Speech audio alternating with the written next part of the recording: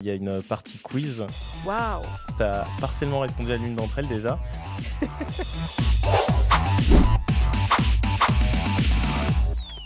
La première question, c'est si l'on prend le total des émissions cumulées de CO2 depuis 1750 dans le monde entier, quel est le pourcentage des émissions engendrées par le continent africain? Réponse A, 1,3%. Réponse B, 2,9%. Réponse C, 4,8%. Ou réponse C, 9,7%. 4,8. Et ben non, C'est en dessous? c'est 2,9. Attends, tu parles.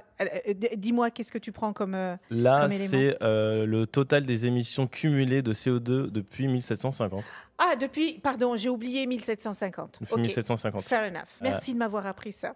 Ça fait plus de 50 ans que les experts de l'environnement nous disent arrêtez, arrêtez, arrêtez, on va dans le mur. Ça vaut la peine de se poser la question de ce que c'est que cette capacité d'autodestruction. On parle aujourd'hui d'anthropocène, c'est-à-dire que c'est la première fois de l'histoire que l'humain se dit « Oh là là, on est en train d'exploser cette planète » et les dirigeants ne prennent pas les décisions importantes qui s'imposent par rapport à ça. C'est flippant, quoi. En comparaison, juste pour préciser, l'Asie, c'est 32,9%, l'Europe, Eurasie, c'est 31,7%, et l'Amérique du Nord, c'est 28,6%. Question 2.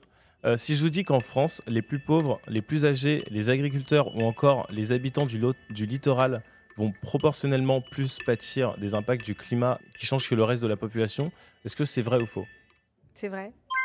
Parce que les populations les plus vulnérables sont celles qui souffrent le plus des dérèglements climatiques. Il y a plein d'exemples là-dessus. Il y a par exemple, si tu vis en banlieue, dans un HLM, les logements sont mal isolés. Donc en fait, en cas de canicule, tu as les premières victimes. Et en 2005, les plus grosses victimes, c'était dans les banlieues. Enfin, tu as la qualité de l'air, la bétonisation. Enfin, il y a pas mal d'exemples qui le prouvent.